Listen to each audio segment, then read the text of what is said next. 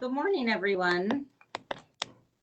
Good morning. We're glad you've joined us today. I'm Mayor Jennifer Fitzgerald, and I'm really pleased today to be talking with you and to feature our city manager, Ken Domer, to talk about something that is really very important for our city and for the financial health of our city, as well as for all of the employees that we employ and the taxpayers who pay for the services that we provide here in Fullerton. So we're really glad to be able to bring you some information that can be really dry.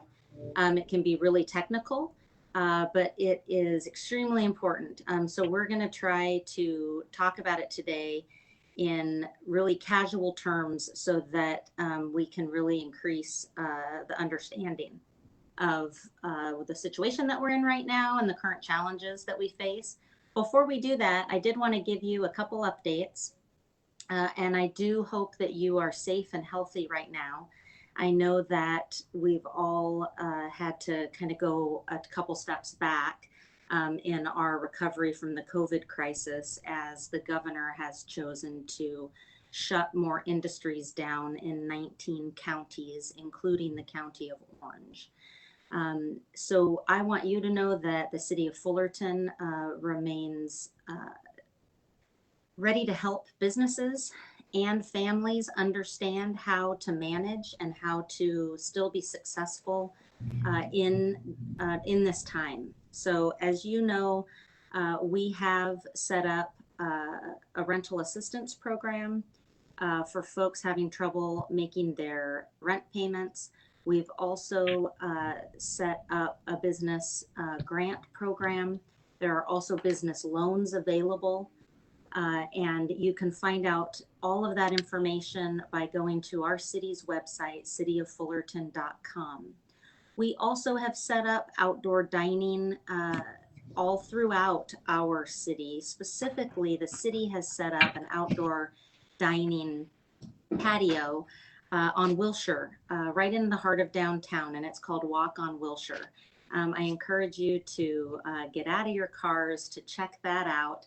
And enjoy some of Fullerton's downtown dining establishments there. But also restaurants all throughout the city have gotten very creative in how to make use of outdoor space that they previously didn't. So I was at the Old Ship last week, and they have their double-decker bus in their back parking lot and tables set up so they can have dining in their back parking lot. I know that the Summit House has happy hour on the hill, and they've and so if for happy hour on the hill, they've just set up outdoor tables, and you can go and take your own food and enjoy the view from the top of that hill. They also have dinner service out there and a full bar. You can also they've opened up all their patios up at Summit House as well. And those are just two examples. I mean, Let It Bree downtown has picnic tables set up outside. There are parking lots that are being transformed into dining areas all over town. So if you're able and if you want to support local business, then I encourage you to do that. We've also set up a new business outreach and assistance team. So we were able to rehire a few of the part-time city employees we've had to lay off and engage them in going door to door to businesses in Fullerton to educate businesses on state and county requirements for opening. They're making visits next week. The intention is to educate, not to provide citations. And for all of you business owners out there, I just want to encourage you to please look at the city's website, understand the requirements for staying open, even the posting requirements. There are certain signs and checklists that as businesses you need to post, and we ask that you be very careful in doing so. The governor has made no bones about it that he intends to enforce his rules with regards to what is reopened and how things are reopened. So we just ask for everybody to educate themselves, and to comply with those rules. One of those rules is that when we're in public, that we wear masks. And I know that people feel all different ways about that, and I really can't get into that here. All I can say is that the rule now is that we should wear masks when we're in public. So today is pension day, and as I said, our city manager Ken Domer is here. For those of you who don't know Ken, he came to us from the city of Huntington Beach, where he was the assistant city manager. He's been in public service his entire career.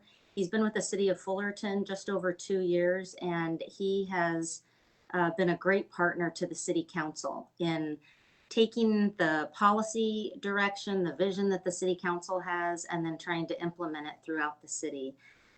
As well, he's a great manager of our employees and has been building a super team around him. And you see the results around town, whether that's through our community and economic development department, in the city manager's office itself, or on our social media accounts.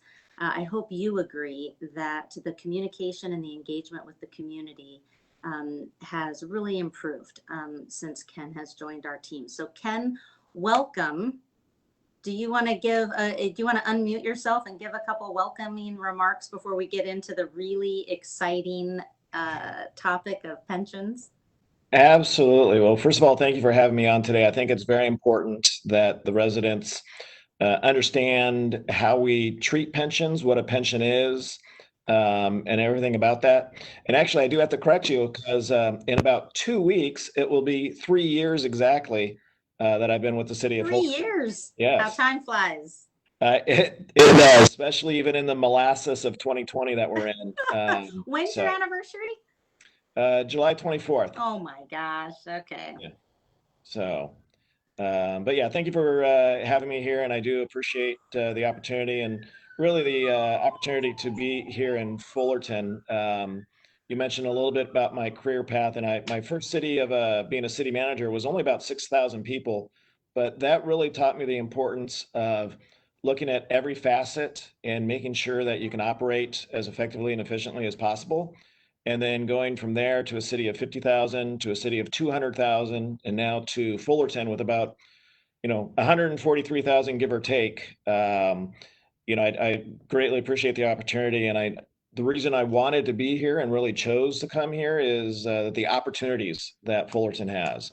So that's what I look forward to, really, creating a legacy that after I'm gone, we have left the city a better place than what it was when I found it. So that's great. And as I said, you have been a great partner with the city council. We're glad to have you, and you are really knowledgeable. You have to be, as a city manager, knowledgeable about California's public employee retirement system, and how the city makes sure that we do our best to limit our liability, to make promises that we can keep, and make sure that we maintain the stability that our employees need through their retirements. And it's public employee pensions in California are a real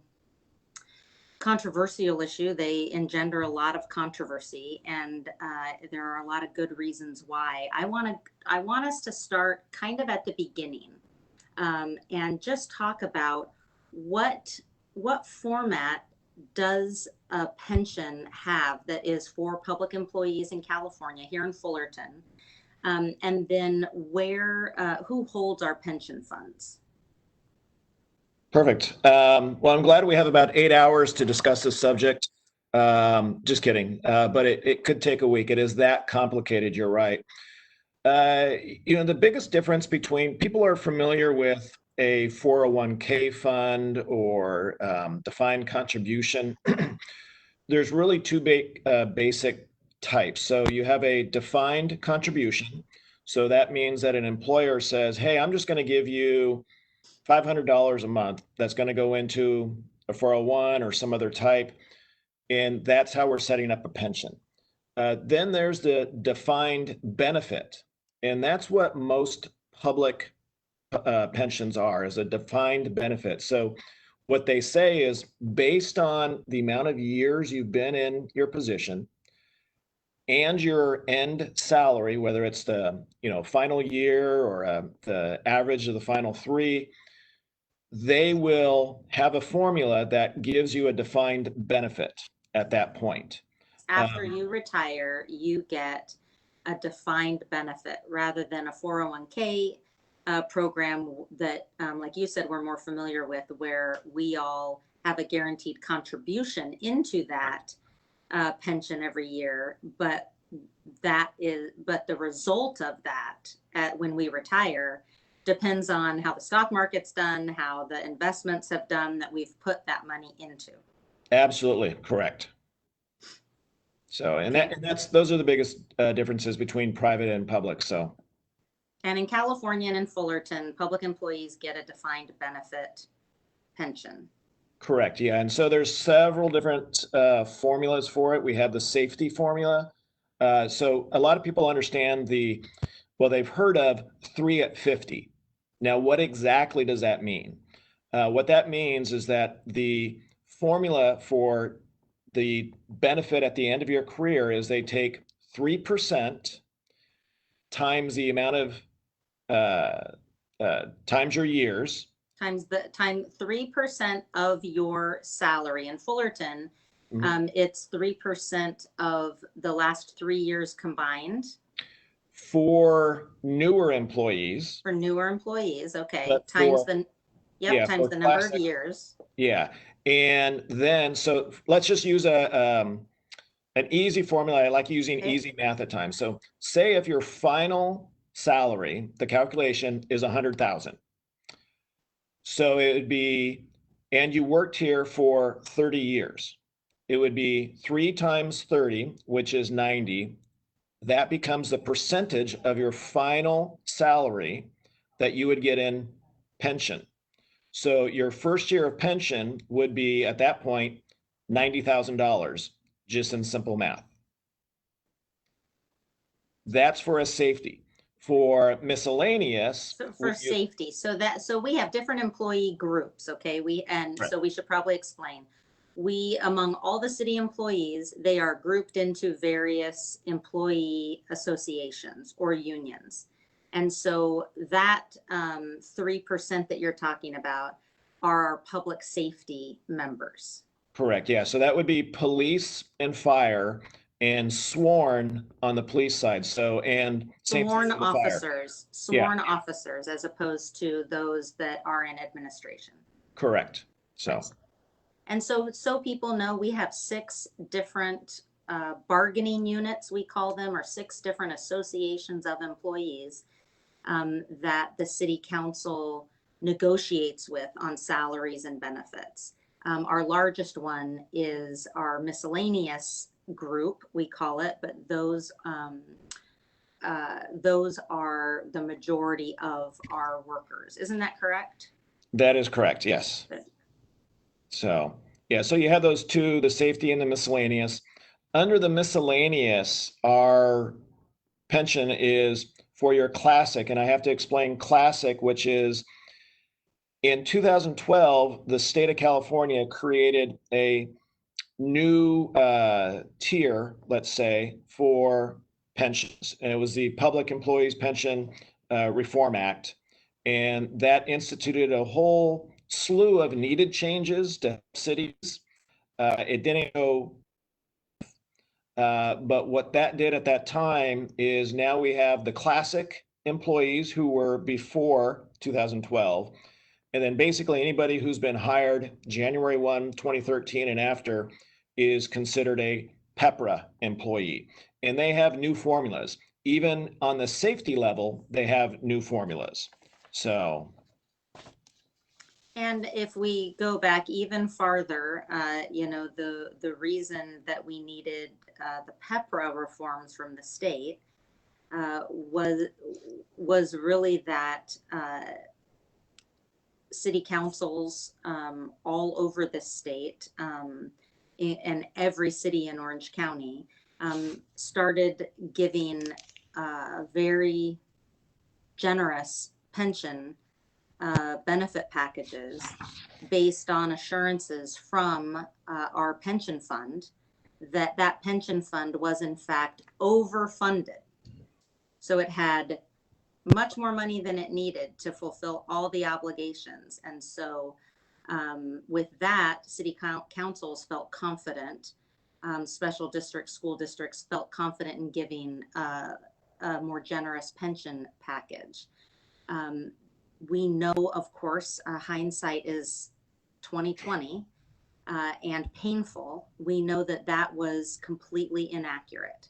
And cities' unfunded liabilities, Fullerton's unfunded pension liability continues to rise because of that generous package. So we had to have help from the state to reform the packages that are available to employees so that we could lessen the pain and ensure that we can actually fulfill our commitments to employees moving forward. Ken's usually pretty good about correcting me when I get it wrong. So correct me or give us more information on that topic. No, you did a good job. You're well aware enough on this to speak about it. You're absolutely right. So the biggest change was Governor Gray Davis back in about 2000 signed SB Senate Bill 400. What that did is it changed the California Highway Patrol benefit from a 2 at 50 to a 3 at 50.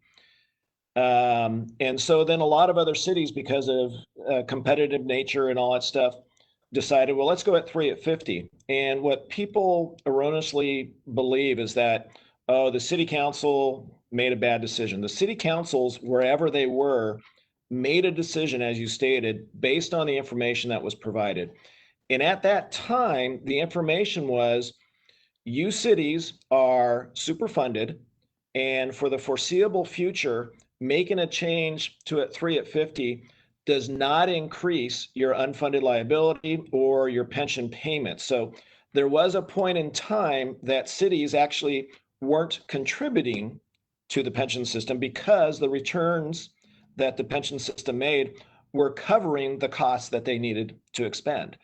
The problem being is that we know that in the early 2000s, after these changes were made, there was basically the dot-com bust. The pension system lost a lot of money. And I think the key that needs to be made aware is that change back in 2000 was not future forward. It was not from that point on, somebody would have that new calculation. It was also retroactive. So if I was a 25-year employee on a safety system and I had the lesser but older retirement formula, once the city went to that, my entire career was then calculated at the 3 at 50.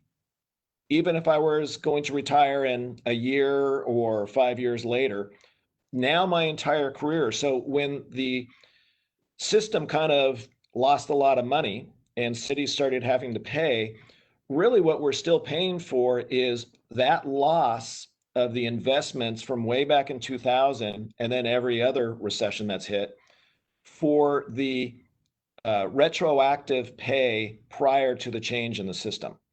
Had they made it prospective, we would not be so bad off.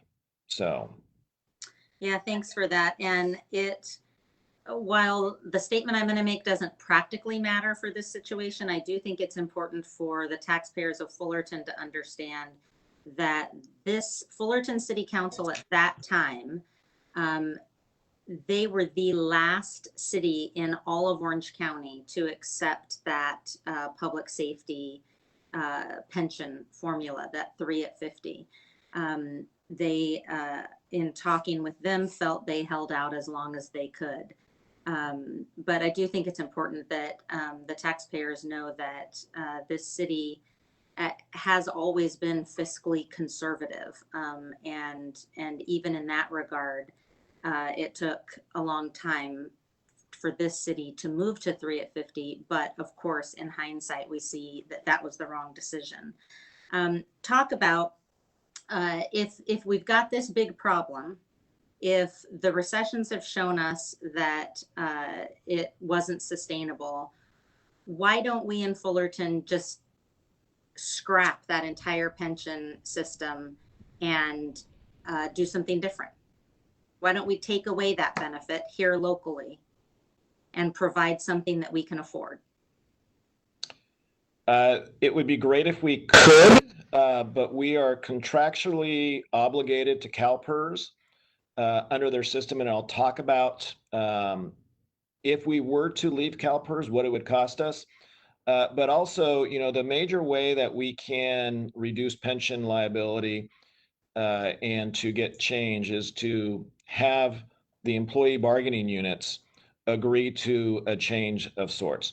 The problem is there's something called the California rule, which at this point, the Supreme Court has upheld, though there are some future challenges coming to it, that basically states you cannot get a concession without giving something to smooth out that concession. So I can't take away and reduce a pension benefit without giving something commensurate to fill that hole. So in order to save $1 on pension, I'd have to give $1 in some other way. So it really doesn't, that California rule right now, and the courts are against the cities from doing that. The other thing that's difficult. Well, let's stop there before you go to that second point. So let's talk a little bit about what this city council then does to make sure that the dollar for dollar exchange still helps us decrease our pension obligations. Absolutely. So what the council, first of all, even in 2012, we talked about PEPRA being implemented at a statewide. And truly, that's needed because only the state can put a blanket on everything and have it affect all cities. Otherwise, we've seen that in COVID. The state's the only one that yeah. can, well, that can just say, this is how it's going to be. Yeah. Well, and otherwise on the pension issue, there's 480 plus cities. The majority of them are under CalPERS. Not all of them have 6 or more unions. But when you think about it, to get change, all those cities would have to negotiate with all those unions and have it be the same thing. That is nearly impossible. So that's why the state needs, quite frankly, for a second pension reform package to come through. Absolutely. We do need the state to recognize that we at the bargaining table are never going to be able to get the reforms that will truly make this system sustainable over the next few decades. Let's talk a little bit about, you brought up CalPERS. And so I think it's important to that people understand that the California Public Employees, sorry, gosh, I had not enough coffee this morning. The California Public Employees Retirement System is CalPERS, and they manage our pension funds. So talk a little bit about who are they, and what power do they have?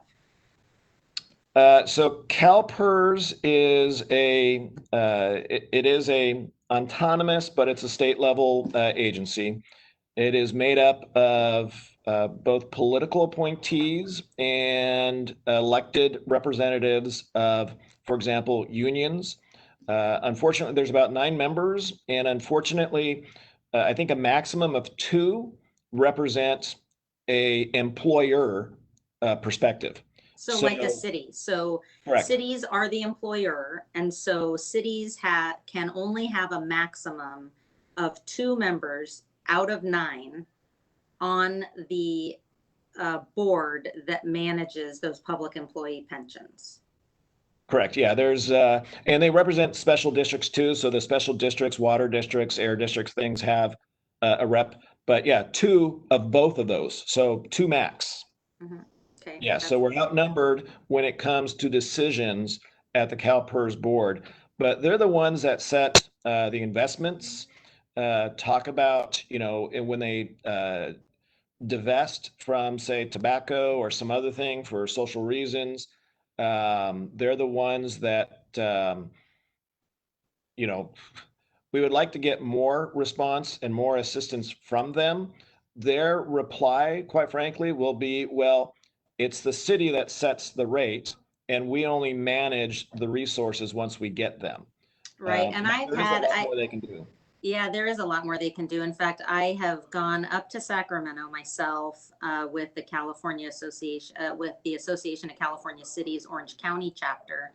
And we've sat with the entire C-suite, Marcy Frost, the CEO, her chief actuarial, all of her chief officers, and had really productive discussions, helping them try to understand the perspective of the employer. And what was so interesting to me when I first met Marcy a couple of years ago, I've since met and talked with her on numerous occasions, but she said, we never hear from employers. You know, cities and special districts don't come before the board. It's always employees.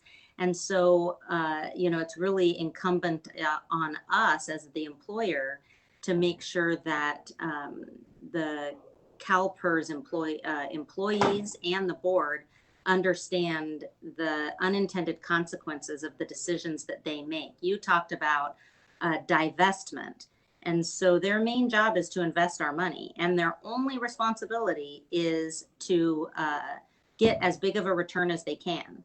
So when they decide to divest our retirement funds from funds that they don't socially agree with, they often have lessened the return that cities can get. And we have had, I know the associations that we belong to as a city have had many discussions with members of the state legislature about the consequences of investing based on social beliefs. Mm-hmm. There's actually, in the California Constitution, they have a constitutional obligation for fiduciary responsibility for employers and the beneficiaries. And I actually would argue that they don't represent us as well in that regard, that they look at other things. That's a whole different town hall subject matter. So It is. It is. But you also asked about, you know, if we could sever that relationship. And right. Of Yeah, course, let's just, I mean, seriously, if they're not investing our money the way that we think they should, if we're not getting the return we think we could with someone else, why don't we take our money and have someone else manage our retirement funds for Fullerton? yeah. So think of it, we're under contract with them. And under the contract we can't even have a different group, or we can't break out new employees for 401k or anything else. We're stuck. We're in that sand pit with them for good or for bad. To pull out, so there's a couple components. We have what's the normal cost of the retirement system, and then what's basically that unfunded actuarial liability, the UAL, which is what we owe. And what people ought to think about that is, you know, your mortgage payment. So those future years, if you have a 30-year mortgage and you're 5 years into it, you have 25 years left of payments. That is your unfunded actuarial liability, because technically, I don't think most people have 25 years of payments to pay, because they would have paid off their house in cash. Right. And it's kind of the same thing when you think about it, is we have benefits for retirees, and we don't have all those funding set aside to pay for that until, frankly, they die. One of the big issues, and I do have a PowerPoint we'll get into, one of the big is that in the city of Fullerton, because of our fiscal condition, we have been reducing the amount of employees. Full-time, we're just a little around 600, a little bit above that. And even those are position, they're not all filled. So live bodies, we have less. but we have over 1,300 retirees. So we have 2 retirees for every active employee. And the reason being is because we're an old city. We are a full service city, police and fire, we have a utility. We've been around since 1904. So, we have retirees that retired in the early 80s, probably even the late 70s, that we are still supporting through the retirement system. And that's where the big difference between, say, a South Orange County city that is primarily contract. They don't have police, they don't have fire because they contract for those. And they're also newer. So a lot of those cities actually started in the 1990s. They don't have police, they don't have fire, they're brand new, and they don't have that large unfunded liability. So they're able to control those costs much better because they were always on top of it from the get-go. And we are getting things there, but again, we're kind of limited by our fiscal issue. But if we are to tell CalPERS, we're done with you, what they're going to do is they're going to take the valuation of our assets right now and that unfunded liability. CalPERS assumes that through their investments, they're always going to get a 7% rate of return. Now that's changed because about 3 years ago, it used to be, actually 4 or 5 years ago, it used to be 7.5. When you lower your assumption of your rate of return, you actually increase the amount of money that the employers have to put into the system. So if we were to tell CalPERS goodbye, they would take that 7%, look at what the average of the 10 and 30-year US Treasury yield is right now, and it's nothing. It is about 0.75. Right. And then they would compute that for those outstanding amounts. So even though we have an unfunded liability of around, I believe it's, let me look at it. I have it somewhere. 256 million is what we owe in the future. That would balloon to over $1 billion based on what CalPERS calls their hypothetical termination liability. And again, so basically, CalPERS makes it so expensive to get out of the system. No one ever can. Absolutely. There's just not a way that we can get out of the system. So we're about a half an hour into this, and I'm struck, as I always am with discussions of pensions, that we've been giving all the bad news for the past half hour. So what we know from what we've talked about, I think it's important. I mean, we're trying, with these town halls every week to increase understanding between people in Fullerton and your elected city council and your city. And so we've talked about, like a couple weeks ago, we talked about road conditions, which is the number one thing that we all hear about. And they're horrible. And so we talked about why that is and what we're doing to try to fix it. We also talked about how we provide public safety in this city. And I had the police chief on a couple weeks ago talking about police reform and how we provide public safety. And pensions is one of the other hot topics that that there's a lot of confusion around, and that there is a lot of money, to put it in completely layman's terms, that is involved here. And so it's extremely important that we always communicate about that. And we haven't done a good job about that in the past. So, I mean, that's, again, really why we're here today. So we've talked about the fact that, we're in CalPERS, we can't get out of it. We've talked about what their responsibility is.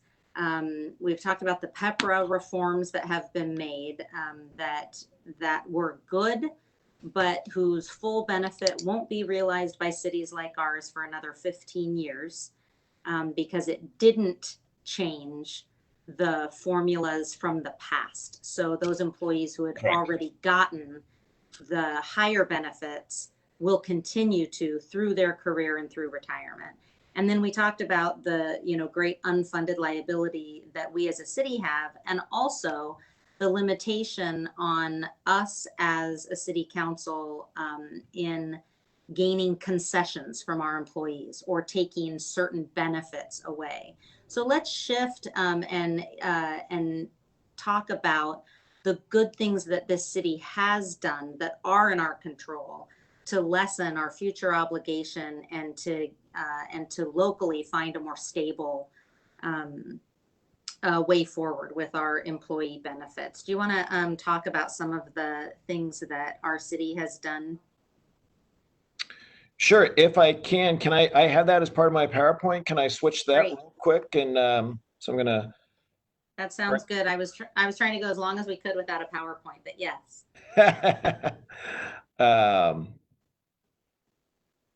And make sure I do.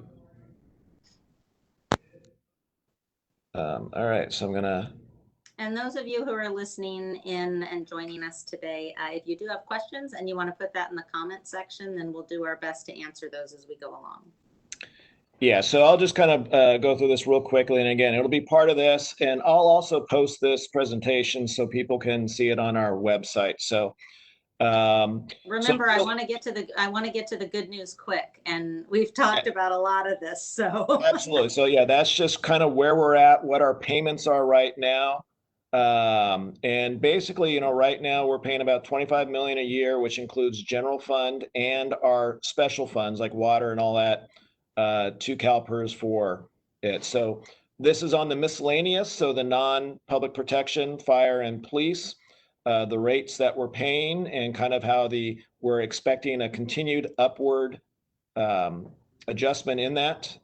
We expect those to increase. We expect all rates to increase 13 to 15 years before they start sliding down, depending on investment returns. And hopefully if PERS does not reduce the rate of assumption. So here's for the safety employees.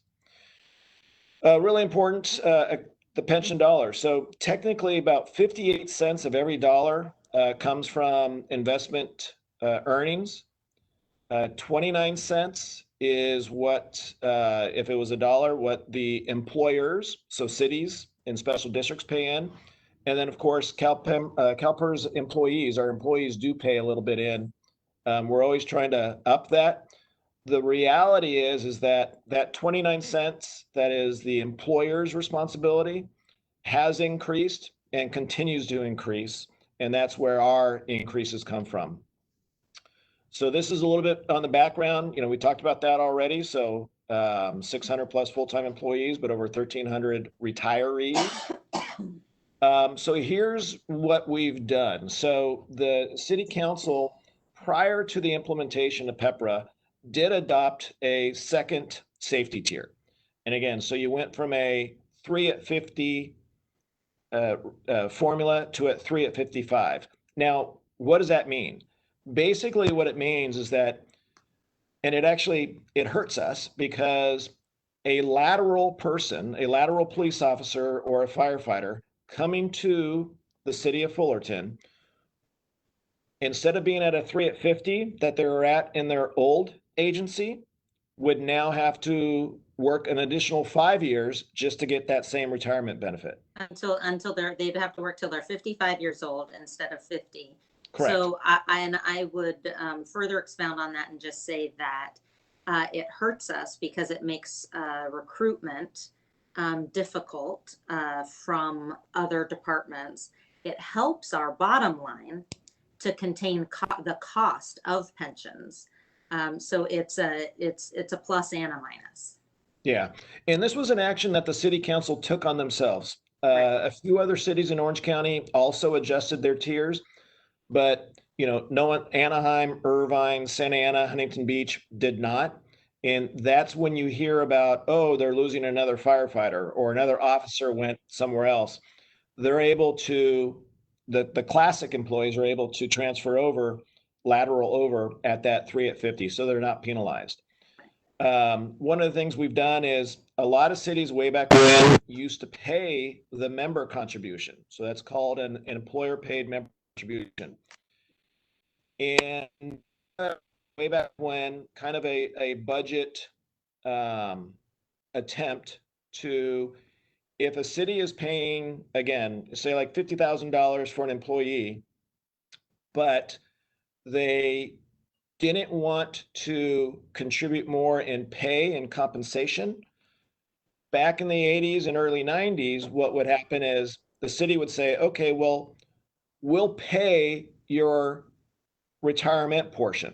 So it's kind of like in the private sector where for Social Security, there's about a 6.75% tax on the employer and a 6.75% Social Security tax on the employee. It would be the same thing as the employer saying, hey, I'm going to pay your Social Security tax for you.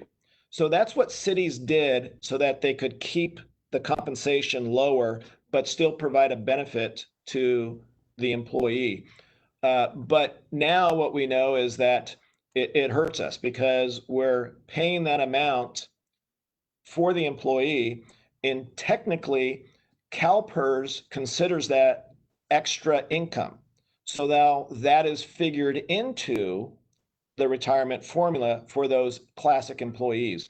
So what the city's done is, when I first started almost 3 years ago, So can I stop just Yes. right there real quick? So basically what we did was, in order to save money today in what we pay, we increased what we will pay in retirement by using that system. No, well, in a way, yes and no. But in a way, you were still saving money in the longer run at that time because you weren't increasing their pensionable income, as it in that in between. At the final year, yes, it does impact you. So, but it was again a way of trying to keep costs down and doing it in a different way that I think if the information and the unfunded liability now was known then, you would not have done it. The cities would not have picked up that portion. So, Yep. so when I first started, we eliminated the employer paid member contribution for me. During that year when we were renegotiating for all the executive team members, which is now the deputy city manager, the department heads, police chief, fire chief, we gradually reduced that. Now that's been eliminated. For my contract, I'm now depositing into our 115 trust. A 115 trust is a way for the city to take extra money, put it into a kind of, let's call it a retirement trust fund. So we're not paying it to CalPERS, but it is a fund that is invested to gain an investment return that we control. It stays on our books, and then we can, when we want to, pull money out of it and pay it to PERS. And so my contract is the first one that is now having a voluntary deposit from a paycheck into that 115 trust. And then what we're also trying to do is generally your miscellaneous employees pay 7% of their compensation into PERS. Safety employees pay 9%. What we're trying to do is get everybody up on the safety level to 12%. So the Fire Association, I think it was 2 years ago, agreed that in a contract for every 1% of pay increase, they would also pay 1% more into PERS. So I think with next year or this actual year we just entered, they're now going to be at a 12% payment. And so we want to make sure we get all safety employees into that. A long time ago, the city eliminated a lot of retiree health options. You hear some cities and a lot of school districts that have had lifetime medical retiree benefits. We do not have that. The city eliminated that a long time ago. And in addition to some other kind of benefits that would have continued on into retirement, the city took a proactive stance a long time ago, if they even had them. Fullerton has always been a conservative administered city, and it's because we've known for a long time we don't have the revenue base to do what we need to do. And so, those are some of the steps. The other system is our negotiations. We look at what's called non-PERSable compensation. So instead of giving a 2% pay increase to an employee union, which increases your pension costs by 2% and unfunded liability over the years, maybe they would take that money, and we have in the past, and contribute more to an employee's medical. So we would pick up more of the medical. So it's a benefit to the employee, but we're not increasing that pension calculation on the city part. So, and then of And course, again, Ken, going back to why we even have a defined benefit for city employees, why we don't have a defined contribution or a 401k. How long in the state of California have public employees gotten this defined benefit contribution? longer than I've been alive, and the public employment relations law has changed a lot over the years.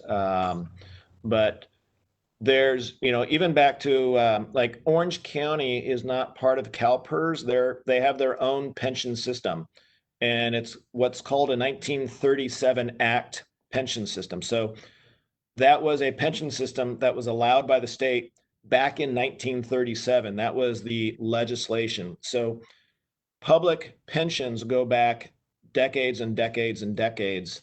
And it's just been, an accumulation of new legislation and new changes in law and new benefit formulas, mostly from the 80s on, that have kind of contributed to where we're at now. That makes it problematic. Yeah, I guess, we got a question on Facebook about, what we were talking about earlier. Why don't you just go to a 401k? And again, we have a landscape that we didn't create, but that was created in the early 1900s. And the system was set up such that public agencies like ours can't get out of it. Period, without it costing, as the city manager was saying earlier, about $1 billion just for our city to get out of that CalPERS system. Yeah. So I see on your slide, we're trying to get employees to help in this regard, to pay more from each of their paychecks into their own pensions to ease the burden on cities. And then we have set up additional funds like the 115 Trust to deal with OPEB, which is other post-employment benefits. Correct. So that we continue to save money. And of course, as you said, we're down to 600 employees on the books. We continue to look for efficiencies and eliminate positions. And even though the state of California continues to make it harder and harder to contract out services, we continue to look for ways to do that. Correct. Yeah. And one of the best things, if we had the additional resources to do it, one of the best things would be, much like with your home mortgage again, is to pay extra to pay it down. That's why the 115 Trust is there, because it's a way of paying extra without paying it to CalPERS, because not a lot of folks trust CalPERS and going back to their investment strategies. But the more that we could pay down that liability that's not been funded, the better it is for us. So we would reduce our payments in the future. Mm-hmm. Absolutely. Why don't we talk? We talked a little bit earlier about the California rule. The California rule states that you can't take away a benefit without giving a comparable benefit in return. And there's a question online about the city of Fullerton and how active we've been in trying to get changes to the California rule. Through partnerships and through lobbying, we have sent letters in support of court challenges, in support, and participated in with the League of Cities and through the Association of California Cities Orange County chapter, different groups that are promoting that. The reality is right now, and there's been a couple court cases in the past that got close putting the California law, but at this point of time, it is in the court's hands. It is truly a court determination that a public employee does not have that right to receive an equal benefit for a concession on retirement. So we have filed what's called amicus briefs, which are front of the court letters, to support the erosion of those rights. But we can make a lot of noise. It's out of our hands right now, but if it does come through, that would be a benefit. But then that's also when the hard part starts. Then, unless there's that from the state level, a blanket approach, we would then have to negotiate with all of our employee unions, as would all other cities. And we would love to be in that hard place and try to do that. I know. Yeah. Before we finish up, I do want to talk a little bit about, we mentioned the investments that CalPERS makes and that they have an assumption of return. Right now they have a 7% return assumption. And Correct. there are a lot of us are concerned that because of the economic crisis that we're in right now, and the amount of money that has been lost from those investments, that the retirement board will reduce their assumption of return even further.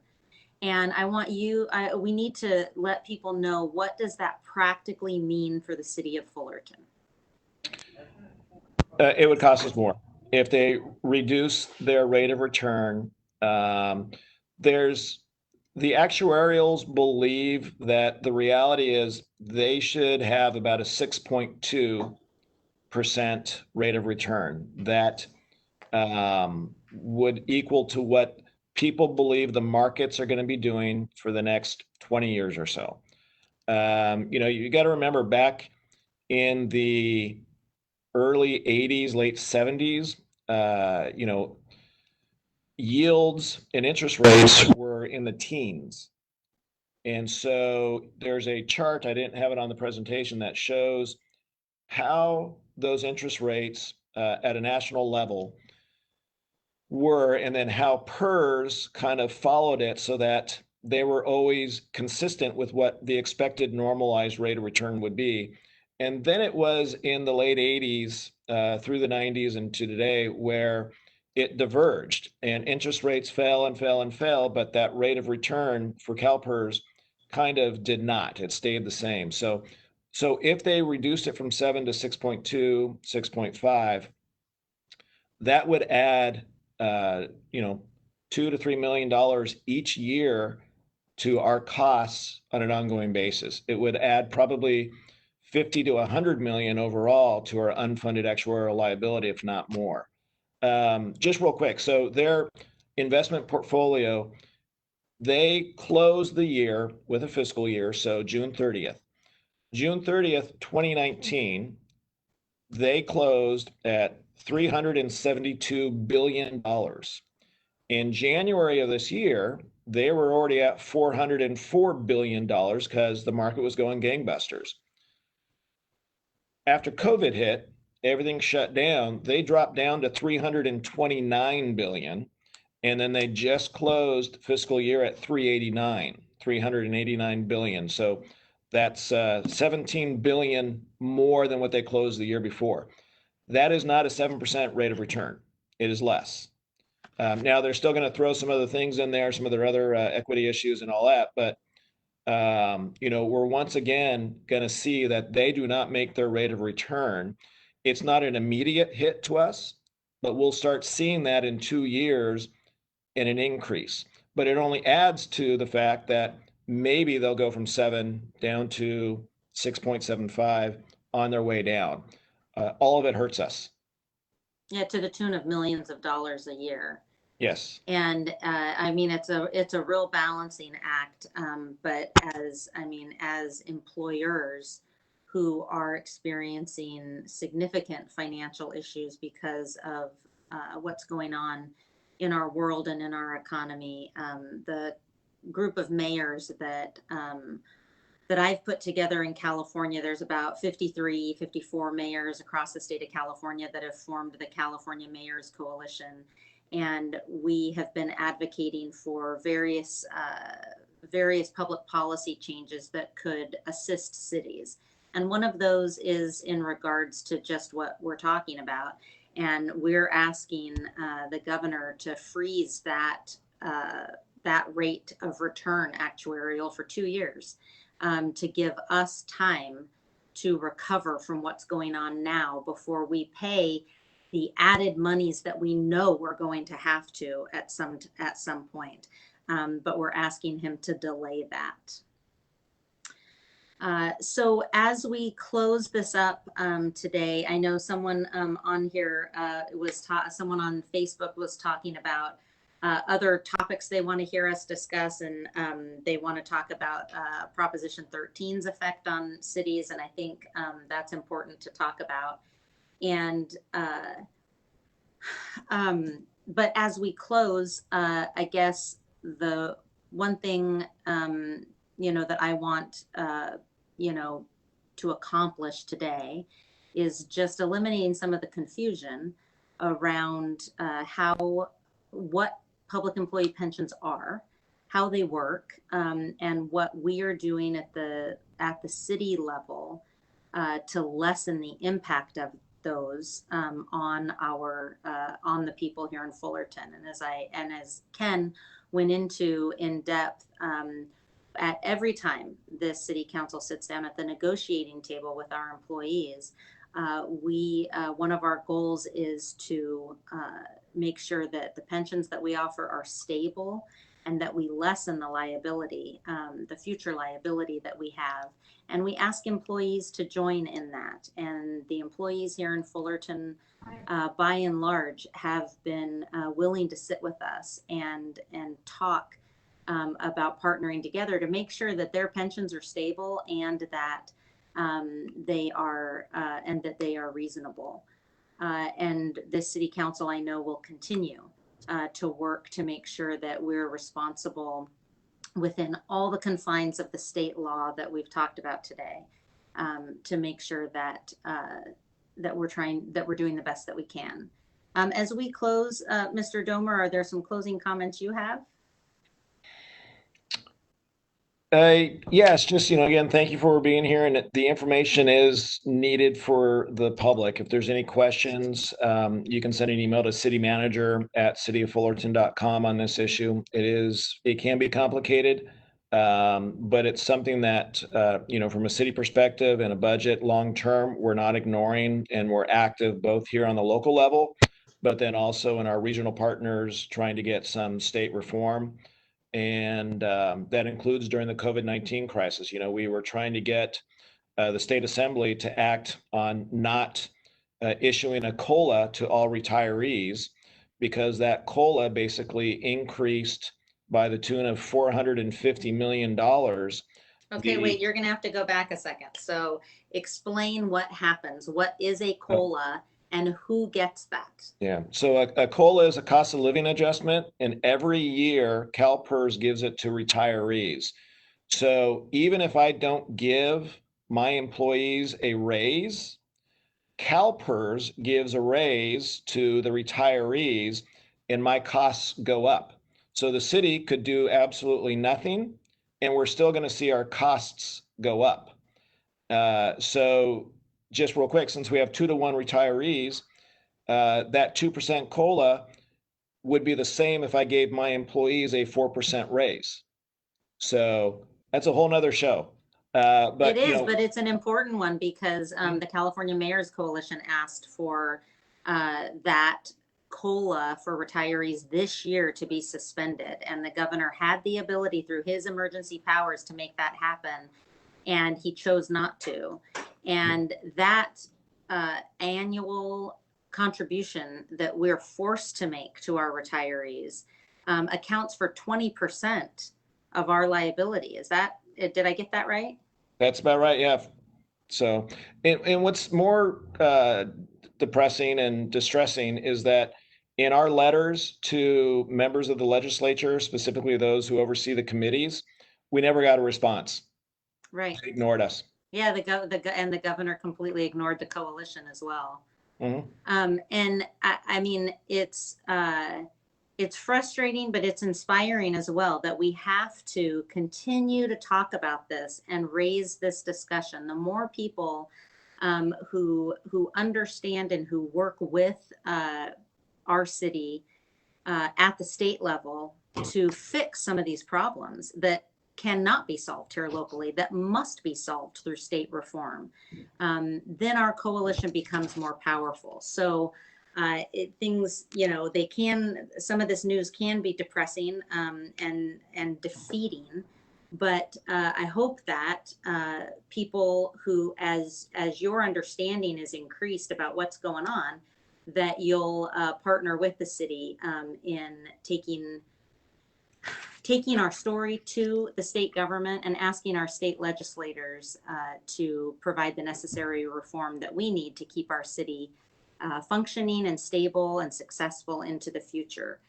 Ken, I want to thank you for being with me today and Thank talking you. about this issue. And those of you who joined us on Facebook, I really appreciate it. Next week's town hall is going to be on homelessness. It is uppermost in all of our minds. I know what we are doing locally to take care of the homeless in our community and to protect our city. And we have done and are doing a great deal in that regard. And I'll look forward next week to talking with you about that. And in the meantime, I wish you health and peace.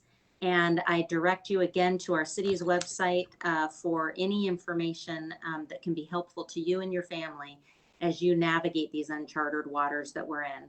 And our city's website is cityoffullerton.com. Thanks again for joining us. Peace and health, and we'll see you next week.